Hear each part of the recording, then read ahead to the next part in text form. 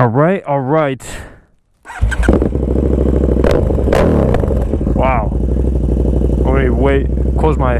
There you go, so you may be able to hear me. Woo! Wow. Oh my god, that was weird. Anyways, if you have noise-canceling headphones that pick up bass, wear them. Trust me, it's worth it. Watching these sound clips from like a cell phone and just accepting that that's what it sounds like is not accurate.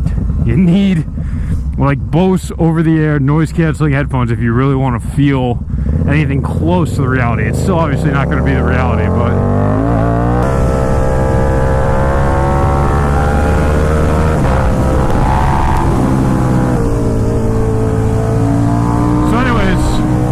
I do have a goal for today's ride,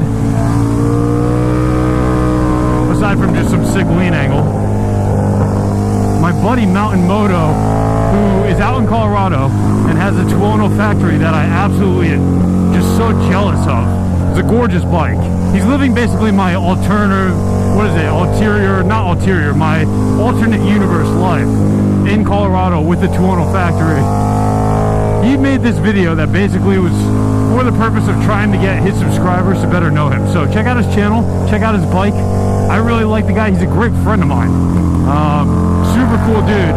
And anyways, the channel, or the challenge, is basically to tell you guys, the viewers, 3 things that you might not know about me. And then at the end of that, it's to say, you know, 3 more moto vloggers, I want you to do the same thing. But usually I don't do these like kind of social challenges. As fun as they are, they're just not really my style personally. But because I love MtnMoto so much, we are going to entertain it today. If I can do it while riding.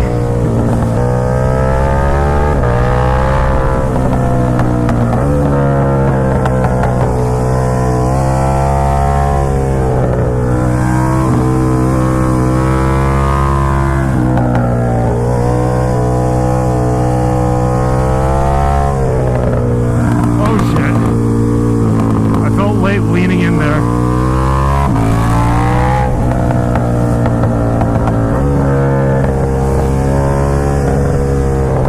I just got hit by something in the neck.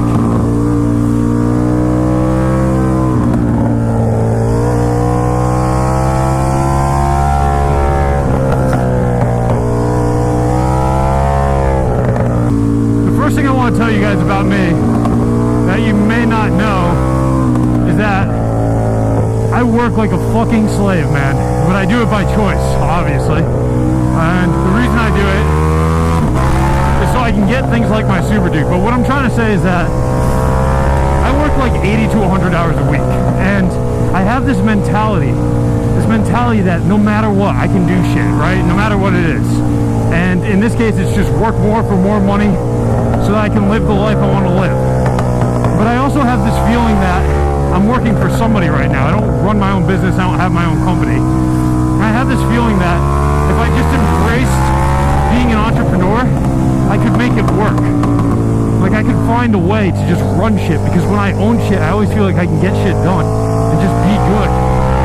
So, number one about what I'm trying to tell you guys is that I currently give my life and time, 99% of it, to somebody else and something else, in exchange for dollars. And I don't hate what I do. I don't hate it at all. I just also feel like as time goes by and I spend more time doing that, I'm kind of in the rat race. I'm just following everybody else. I'm not trying something or taking advantage of my potential to maybe be great and run something and own it. So that's number one.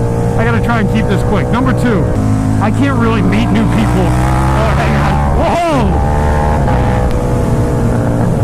Fucking ouch. I can't really, I'm super competitive.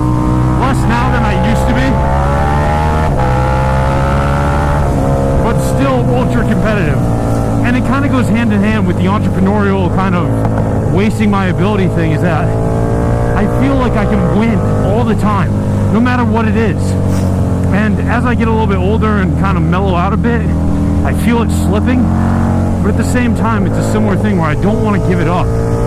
it's like I don't want to lose that competitive edge, because every time I meet a guy who's the CEO of a company that I'm working for, he's ultra competitive, and he's got that, like, I can do this no matter what it is attitude. And that's why he's the CEO and runs a business. And those things that I have that apply not just to work, but to my real life in all aspects, I'm afraid I'm starting to lose.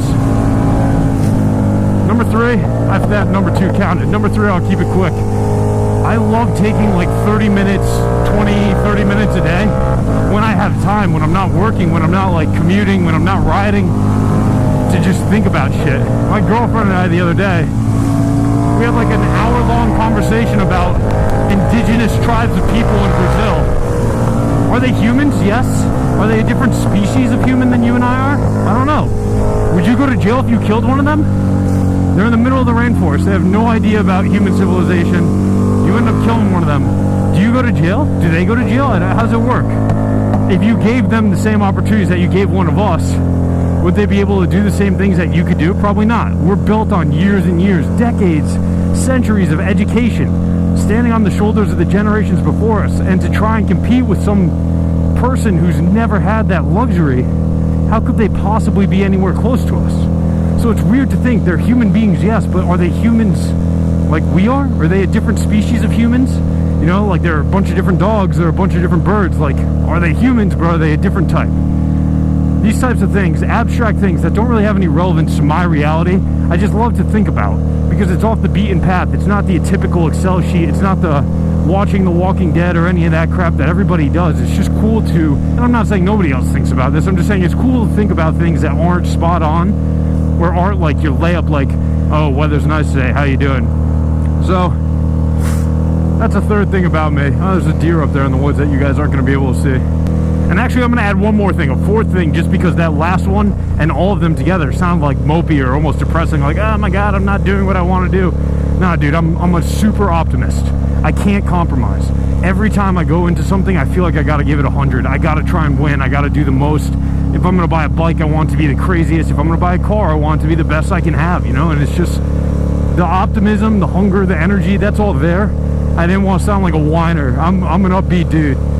And now you guys kind of know a little bit more about me. So what I'd say now is definitely take the time, check out MtnMoto at the very least. If you're into super nakeds, check out his Toronto factory, because that bike, I'm just drooling every time he works on it. I just can't believe how amazing that thing looks. It's a 2018, it's epic. 3 people I thought about a lot, honestly, probably about 10 people I kicked around, but the 3 I focused on specifically for all unique reasons. The first is Mike from Clutch First. He's a dude out in Brooklyn, rides a super trick Ducati Monster, and he's done a ton of great work to it. He maintains it really well. I love that bike. He's just getting back in now from like a break of maybe 8 or 9 months from YouTube. So Mike, you know, tell us where the fuck you been. I know you're gonna say a few things, but tell us where you've been, tell us what's up, tell us about yourself, man. And the next channel I want to name, oh, that was bumpy, is Ride Fast, Get Weird. Okay, one word, Ride Fast, Get Weird. He's another dude out in Colorado. Guy rides an FZ09, and he does some pretty fucking dank wheelies. I mean, he gets as close to 12 o'clock as I think any FZ09er does. Maybe except for this dude B-Rad that I've heard drags the license plate or some shit. But Ride Fast, Get Weird, he's kind of new to the motovlogging. He's wading in, okay? He's not diving in, he's wading in. Oh, car.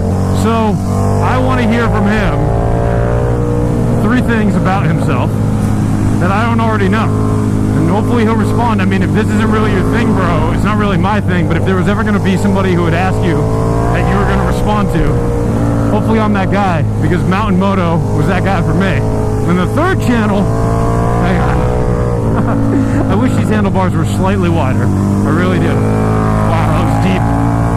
The third thing, or the third channel that I want to nominate here is the Muscle Biker. A couple of reasons why. He and I actually don't know each other that well. We have talked just briefly, but he took this mysterious break. I'm so curious. And then he came back, and now he has an FZ10. But I think he still has the other bikes that he used to ride before that too. So I want to know 3 things about him that his audience doesn't know. I want to know where he's been. I want to know it all, bro. The way the rules work for this challenge, and it's not usually my type of thing, but it is today, is that you tell us 3 things that we don't already know about you, and then you name 3 more people with motovlogging channels, motorcycle channels, that you want to hear the same from. If I left, then it made no sense. And you tell your friends, and they call your hands, baby, never mind.